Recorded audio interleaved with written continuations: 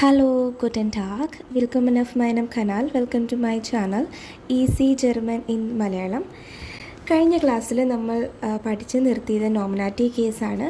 Nominative case sentence എങ്ങനെ എഴുതാമെന്നും അതുപോലെ തന്നെ നോമിനാറ്റീവ് കേസ് എങ്ങനെ മനസ്സിലാക്കിയെടുക്കാമെന്നുമാണ് നമ്മൾ പഠിച്ചത്. കൂടാതെ ഇതുവരെയുള്ള ക്ലാസ്സുകളിൽ നമ്മൾ പഠിച്ചിട്ടുണ്ടായിരുന്നു പൊസസീവ് പ്രൊണോമൻ, പേഴ്സണൽ പ്രൊണോമൻ, അതുപോലെ കുറേ ആർട്ടിക്കിള്, പിന്നെ അതുപോലെ ഞാൻ ഷോർട്സ് വീഡിയോ ഒക്കെ ഇട്ടിട്ടുണ്ടായിരുന്നു കുറച്ച് അക്യൂസാറ്റീവ് വെർബ്, ഡാറ്റീവ് വെർബ്. അപ്പോൾ ഇതുവരെ നമ്മൾ പഠിച്ചു വന്ന കാര്യങ്ങളൊക്കെ എവിടെയാണ്, എപ്പോഴാണ് ഉപയോഗിക്കുന്നത്, എങ്ങനെയാണ് അത് സെൻറ്റൻസിൽ ഉൾപ്പെടുത്തുന്നത് എന്നൊക്കെ ആയിരിക്കും നിങ്ങൾക്ക് ഇപ്പോൾ ഡൗട്ട് ഉണ്ടായിരിക്കുക. ഇന്നത്തെ ക്ലാസ്സിൽ നമുക്ക് അക്യൂസാറ്റീവ് കേസ് കുറച്ച് ഡീറ്റെയിൽ ആയിട്ട് നോക്കാം. Function. It is the direct object of the sentence. The object is directly affected by the action. Accusative case എന്ന് പറയുന്നത് ഒരു സെൻറ്റൻസിലെ ഡയറക്റ്റ് ഒബ്ജക്റ്റിനെയാണ് സൂചിപ്പിക്കുന്നത്. അതായത് ആ വെർബിൻ്റെ ആക്ഷൻ ഡയറക്റ്റായിട്ട് റിസീവ് ചെയ്യുന്നത് ഈ അക്യൂസാറ്റീവ് ഒബ്ജക്റ്റ് ആയിരിക്കും. അക്യൂസാറ്റീവ് എന്ന് പറഞ്ഞാലും ഡാറ്റീവ് എന്ന് പറഞ്ഞാൽ രണ്ടും ഒബ്ജക്റ്റുകളാണ്. നമുക്കറിയാലോ, സബ്ജക്റ്റ്, വെർബ്, ഒബ്ജക്റ്റാണ് ഉള്ളത്. ഒബ്ജക്റ്റ് എന്ന് പറയുന്നത് തന്നെ അക്യൂസാറ്റീവും ഉണ്ട്, ഡാറ്റീവും ഉണ്ട്. അതിൽ ഒന്നെന്ന് പറയുന്നത് ഡയറക്റ്റും മറ്റൊന്ന് ഇൻഡയറക്റ്റും ആയിരിക്കും. ഇനി ഇതിലെ ക്വസ്റ്റ്യൻ വേർഡ്സ് പരിചയപ്പെടാം. നമ്മൾ നോമിനാറ്റീവ് കേസിൽ ആ വെർബിനോട് ചോദിച്ച രണ്ട് ചോദ്യങ്ങളുണ്ട്. ഒന്ന് വേർ മീൻസ് ഹൂ, ആര്. പിന്നൊന്ന് വസ് മീൻസ് വാട്ട്, എന്ത്. അതേസമയം അക്യൂസാറ്റീവിൽ നമ്മൾ ചോദിക്കുന്നത് വെയിൻ മീൻസ് ഹൂം, ആരെ. അടുത്തത് വസ് മീൻസ് വാട്ട്, എന്ത്. ഇതിൽ വെയിൻ എന്ന ചോദ്യം നമ്മൾ ചോദിക്കുന്നത് ഒരു പേഴ്സണോട് മാത്രമായിരിക്കും. അതേസമയം നോമിനാറ്റീവ് കേസിൽ നമ്മളത് കണ്ടുപിടിക്കാൻ വേണ്ടിയിട്ട് അവിടെ വേർ എന്ന ചോദ്യം ചോദിച്ചത് പേഴ്സൺ അല്ലെങ്കിൽ ഒരു ലിവിങ് തിങ്ങിനോടായിരുന്നു. ഇവിടെ പക്ഷേ അങ്ങനെയല്ല, ഒരു പേഴ്സണോട് മാത്രമേ നമുക്ക് വെയിൻ മീൻസ് ആരെ എന്ന ചോദ്യം നമുക്ക് ചോദിക്കാൻ പറ്റൂ. ഈ വസ് എന്ന ചോദ്യം നമ്മൾ ചോദിക്കുന്നത് ഒരു ഒബ്ജക്റ്റ് അല്ലെങ്കിൽ ഒരു തിങ് അല്ലെങ്കിൽ ഒരു കോൺസെപ്റ്റിനോടായിരിക്കും. ഇപ്പം പേഴ്സൺ അല്ലാത്തിപ്പം ഒരു ആനിമൽ ആയിരുന്നാലും ശരി, ഡോഗ്, ക്യാറ്റ്, അങ്ങനെ എന്തായിരുന്നാലും ശരി, നമ്മൾ ചോദിക്കുന്നത് വസ് വാട്ട് എന്ന ചോദ്യവാക്കായിരിക്കും. നമുക്കൊരു ഡൗട്ട് തോന്നാം, നമ്മൾ നോമിനാറ്റീവ് കേസിലും വസ് ചോദിച്ചിട്ടുണ്ടായിരുന്നു, അപ്പോൾ അതും ഇതും തമ്മിൽ കൺഫ്യൂഷൻ ആവില്ലേ എന്ന് നിങ്ങൾ ചിന്തിക്കുന്നുണ്ടെങ്കിൽ അവിടെ നമ്മൾ ആ ചോദ്യം ചോദിച്ചത് അതിൻ്റെ സബ്ജക്റ്റ്, ആ നോമിനാറ്റീവ് നമ്മൾ കണ്ടുപിടിക്കാൻ വേണ്ടിയിട്ടാണ്. ഇവിടെ നമ്മൾ ചോദിക്കേണ്ടത് കുറച്ച് എക്സാമ്പിൾ ഞാൻ തന്നിട്ടുണ്ട്, അത് നമുക്ക് നോക്കാം. I see the dog. I see the dog. ഞാനൊരു ഡോഗിനെ കാണുന്നു. ഇവിടുത്തെ വെർബ് എന്ന് പറയുന്നത് സീ, കാണുക എന്നുള്ളതാണ് വെർബ്. ആ വെർബിനോട് ഞാൻ ചോദിക്കുകയാണ്, ഞാൻ എന്താണ് കാണുന്നത്. വെർബിനോട് ചോദിക്കുകയാണ്, ഞാൻ എന്താണ് കാണുന്നത് എന്ന് ചോദിക്കുമ്പോൾ എനിക്ക് അവിടെ ഒരു ഉത്തരം കിട്ടുന്നുണ്ട്, ഞാൻ ഡോഗിനെയാണ് കാണുന്നത് എന്ന്. ഇനി ഇതിൻ്റെ ട്രാൻസ്ലേഷൻ നമുക്ക് നോക്കാം. ഐ ഇഷ്, പേഴ്സണൽ പ്രൊണോമൻ ഇഷ്. സീ, കാണുക എന്നുള്ളതിൻ്റെ വെർബ് സേയൻ ആണ്. സേയൻ ടു സീ. അത് ഇഷ് എന്ന പേഴ്സണൽ പ്രൊണോമനെ അനുസരിച്ച് കോൺജുഗേറ്റ് ചെയ്ത് എഴുതുമ്പോൾ ഈ ടേബിൾ ഞാൻ കൊടുത്തിട്ടുണ്ട്, ഇഷ് സേയ.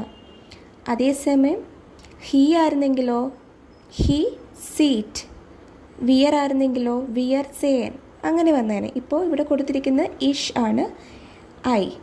സോ ഈഷ് സേയ. അടുത്ത് കൊടുത്തിരിക്കുന്നത് ദ ഡോഗ്. ഇത് നോക്കിയിട്ട് പറയാം, ഇത് ബെസ്റ്റിംറ്റ് ആർട്ടിക്കിളാണോ അതോ ഉൺബെസ്റ്റിംറ്റ് ആർട്ടിക്കിളാണോ. ബെസ്റ്റിംറ്റ് എന്ന് പറയുന്നത് ഡെഫിനിറ്റ് ആർട്ടിക്കിൾ, അതായത് ദ.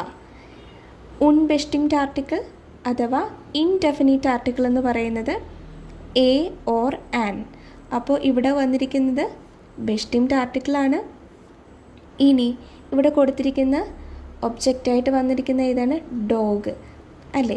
ഈ ഡോഗ് എന്ന് പറയുന്നത് ഒരു മസ്കുലിൻ നൗണാണ്. ഞാൻ പറഞ്ഞിട്ടുണ്ടായിരുന്നു, ഏതൊരു നൗൺ എടുത്താലും അതിനൊരു ആർട്ടിക്കിൾ ഉണ്ടായിരിക്കും. ഇത് സിംഗുലാർ നൗണാണ്, അപ്പോൾ ഹുണ്ട്, ഡോഗിനെ ഹുണ്ട് എന്നാണ് പറയുന്നത്. അതിൻ്റെ ആർട്ടിക്കിൾ ഡെയർ. സോ മസ്കുലിൻ നൗണാണ്. ഡെയർ ഹുണ്ട് നമുക്ക് അതുപോലെ എഴുതാൻ പറ്റുമോ? ഇല്ല. കാര്യം ഇതിൻ്റെ കേസ് വന്നിരിക്കുന്നത് അക്യൂസാറ്റീവാണ്. അപ്പോൾ നമ്മൾ അവിടെ എന്താണ് എഴുതേണ്ടത്? അക്യൂസാറ്റീവ് മസ്കുലിൻ വരുമ്പോൾ ഡെയിൻ. സോ ഡെയിൻ ഹുണ്ട്. ഇഷ് സേയ ഡെയിൻ ഹുണ്ട്. ഇനി അടുത്തൊരു എക്സാമ്പിൾ നോക്കാം. He reads A book. അവനൊരു ബുക്ക് വായിക്കുന്നു. അപ്പം ഇവിടുത്തെ വെർബ് എന്ന് പറയുന്നത് വായിക്കുക എന്നുള്ളതാണ്. ആര് വായിക്കുന്നു? അവൻ വായിക്കുന്നു. അപ്പോൾ ആ വെർബിനോട് ഞാൻ ചോദിക്കുകയാണ്, അവൻ എന്താണ് വായിക്കുന്നത് എന്ന് ഞാൻ ചോദിക്കുമ്പോൾ എനിക്ക് ഉത്തരം കിട്ടുന്നുണ്ട്. അവൻ ഒരു ബുക്കാണ് വായിക്കുന്നത്. ഇനി ഇതിൻ്റെ ട്രാൻസ്ലേഷൻ നോക്കാം. ഹീ എയർ, വായിക്കുക എന്നുള്ളതിൻ്റെ വെർബ് ലേസൺ. അത് എയറിനനുസരിച്ച്, എയർ എന്ന പേഴ്സണൽ പ്രൊണോമൻ അനുസരിച്ച് കോൺജുഗേറ്റ് ചെയ്യുമ്പോൾ ലീസ്റ്റ്. ഇവിടെ ഞാൻ കൊടുത്തിട്ടുണ്ട് എയർ ലീസ്റ്റ്. പിന്നെ വന്നിരിക്കുന്നത് എ ബുക്ക്. ഇത് മനസ്സിലാക്കണമല്ലോ, ഇൻഡെഫിനിറ്റ് ആർട്ടിക്കിളാണ് അല്ലേ, ഉൺബെസ്റ്റിംഡ് ആർട്ടിക്കിൾ. അപ്പോൾ ഈ നൗണ് വന്നിരിക്കുന്നത്, ഒബ്ജക്റ്റ് ഇവിടെ വന്നിരിക്കുന്നത് ബുക്കാണ്. ബൂഹ്. ബുക്കിൻ്റെ ആർട്ടിക്കിൾ എന്ന് പറയുന്നത് ഡസ് ആണ്. ഡസ് ബൂഹ്. ഞാനിവിടെ ഈ ഓരോ സിംഗിൾ ലെറ്ററായിട്ട് നിങ്ങൾക്ക് പെട്ടെന്ന് മനസ്സിലാവാൻ വേണ്ടിയിട്ട് ഞാൻ ഒരു ലെറ്റർ മാത്രമായിട്ട് ഇങ്ങനെ എഴുതിയിരിക്കുന്നതാണ്. RS എന്ന് ഞാൻ ആ ആർട്ടിക്കിളാണ് ഷോർട്ടാക്കി എഴുതിയിരിക്കുന്നത്. അപ്പോൾ ഡസ് ബൂഹ്. അപ്പോൾ ഈ ടേബിൾ അനുസരിച്ച് വരുമ്പോൾ അക്യൂസാറ്റീവ് നോയിത്രം വരുമ്പോൾ ഐൻ. ഐൻ ബൂഹ്. ഇവിടെ ഐനെന്ന് കൊടുക്കാൻ പറ്റുമോ? ഇല്ല. എന്തുകൊണ്ടാണ്? ഐനെന്ന് കൊടുക്കണമായിരുന്നെങ്കിൽ ഇതൊരു മസ്കുലിൻ നൗൺ ആയിരുന്നിരിക്കണം. ഐന എന്ന് കൊടുക്കണമായിരുന്നെങ്കിലോ എന്ത് വരണം? അവിടെ ഒരു ഫെമിനിൻ നൗൺ ആയിരിക്കണം. ഇവിടെ വന്നിരിക്കുന്നത് നോയിത്രം നൗണാണ്. അതുകൊണ്ട് അക്യൂസാറ്റീവ് കേസ് വരുമ്പോൾ ഐൻ. അപ്പോൾ ആദ്യത്തെ സെൻറ്റൻസിൽ ഞാൻ എന്ത് കാണുന്നു എന്ന് ചോദിച്ചു. രണ്ടാമത്തെ സെൻറ്റൻസിൽ അവൻ എന്ത് വായിക്കുന്നു എന്ന് ചോദിച്ചു. ഓക്കെ. ഇപ്പം ഈ ഒരു രീതിയിലല്ലാണ്ട് തന്നെ നമ്മളിപ്പം A1, A2, B1, B2 വരേക്കും നമ്മൾ ബേസിക്കായിട്ട് ഉപയോഗിക്കുന്ന കുറച്ച് അക്യൂസാറ്റീവ് ഒബ്ജക്റ്റിനെ തരുന്ന വെർബ് ഞാനൊരു ഷോർട്സ് വീഡിയോ ആക്കി ഇട്ടിട്ടുണ്ട്. അത് നിങ്ങൾ അതുപോലെ തന്നെ പഠിച്ചു വയ്ക്കുക. ഇത് മനസ്സിലാക്കി എടുക്കാൻ ബുദ്ധിമുട്ടുള്ളവരാണെങ്കിൽ അത് പഠിച്ചു വെച്ചിരുന്നാൽ നിങ്ങൾക്ക് പെട്ടെന്ന് ആ ഒരു വെർബ് കാണുമ്പോൾ ഓക്കെ ഇത് അക്യൂസാറ്റീവ് കേസ് ഉപയോഗിക്കേണ്ട വെർബാണെന്ന് നിങ്ങൾക്ക് പെട്ടെന്ന് മനസ്സിലാവും. അത് നിങ്ങൾ ഉറപ്പായിട്ടും പഠിച്ചു വയ്ക്കുക. കാര്യം നമ്മൾ എപ്പോഴും യൂസ് ചെയ്യുന്ന വെർബുകളാണ്, ബേസിക് വെർബുകളാണ്. അത് പഠിച്ചാൽ നിങ്ങൾക്ക് പെട്ടെന്ന് ഇത് ചിന്തിച്ചെടുക്കാൻ ബുദ്ധിമുട്ടുള്ളവരാണെങ്കിൽ അത് നിങ്ങൾക്ക് ഈസി ആയിട്ട് ഓക്കെ ആ വെർബ് കാണുമ്പോൾ ഇന്ന കേസ് നമുക്ക് ആഡ് ചെയ്ത് കൊടുക്കാം. ഓക്കെ. ഇനി അടുത്തൊരു സെൻറ്റൻസ് കൂടി നോക്കാം. I know the man. I know the man. അപ്പം എനിക്ക് ഈ ധ എന്ന ആർട്ടിക്കിൾ ഉപയോഗിക്കുന്നത് എപ്പോഴാണ്? എന്തിനെ കുറിച്ചാണോ പറയുന്നത്. ഇപ്പോൾ ദ മാൻ എന്നാണ് കൊടുത്തിരിക്കുന്നത്. അപ്പം ഏതാളെക്കുറിച്ചാണോ പറയുന്നത് എന്ന് ആ പറയുന്ന ആൾക്ക് നല്ല നിശ്ചയമുണ്ട്, നല്ല ഉറപ്പുണ്ട്. അതുകൊണ്ടാണ് ഈ ഒരു ആർട്ടിക്കിൾ കൊടുക്കുന്നത്.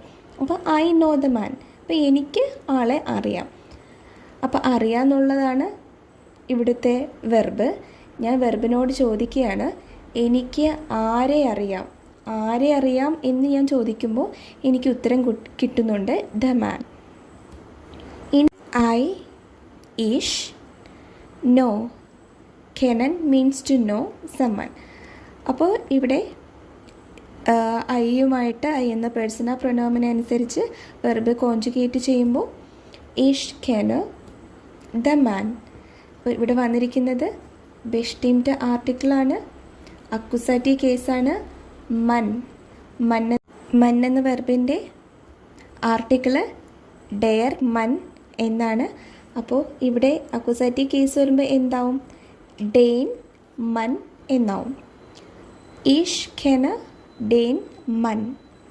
ഓക്കെ. ഇനി അടുത്തൊരു എക്സാമ്പിൾ കൂടി നോക്കാം. She buys an apple. അവളൊരു ആപ്പിൾ വാങ്ങിക്കുന്നു. അപ്പോൾ വാങ്ങിക്കുക എന്നുള്ളതാണ് വെർബ്. അപ്പം അവൾ എന്ത് വാങ്ങിക്കുന്നു എന്ന് ചോദിച്ചപ്പോൾ എനിക്കൊരു ഉത്തരം കിട്ടി, അവളൊരു ആപ്പിൾ വാങ്ങിക്കുന്നു. ഓക്കെ, ഇനി അതിൻ്റെ ട്രാൻസ്ലേഷൻ നോക്കാം. She means she. ഈ ഷീ എന്ന പേഴ്സണൽ പ്രൊണോമൻ നമ്മൾ സ്മോൾ ലെറ്റർ എസ് ആണ് എഴുതുന്നതെങ്കിലും ഒരു സെൻറ്റൻസിൽ സ്റ്റാർട്ടിംഗ് ആയിട്ടല്ല നമ്മളിവിടെ ഉപയോഗിക്കുന്നത്. അപ്പോൾ ക്യാപിറ്റൽ എസ് തന്നെയാണ് നമ്മൾ കൊടുക്കേണ്ടത്.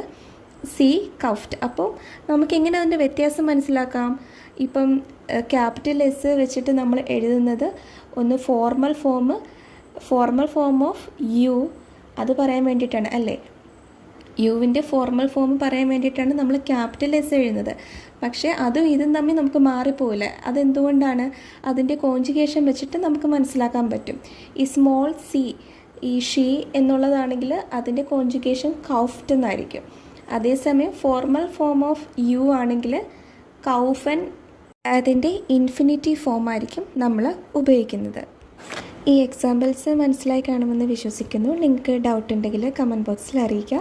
ഞാൻ കുറച്ച് എക്സാമ്പിൾസ് ഇവിടെ കൊടുത്തിട്ടുണ്ട്. നിങ്ങളത് തനിയെ ട്രൈ ചെയ്ത് നോക്കുക. ഒരു 9 എക്സാമ്പിൾ ഉണ്ട്. ഇതിൽ ഞാൻ കൊടുത്തിരിക്കുന്ന ഓരോ വെർബുകളും ഇപ്പം ഐ ഡ്രിങ്ക് ദ ടീ, ഇപ്പം drink, to drink, to eat, to use, to pay, to ask, അങ്ങനെ തുടങ്ങി എല്ലാ വെർബുകളും ഞാൻ സെപ്പറേറ്റ് അക്യൂസാറ്റീവ് വെർബ് എന്ന് പറഞ്ഞിട്ടൊരു ഷോർട്സ് വീഡിയോ ആക്കി ഇട്ടിട്ടുണ്ട്.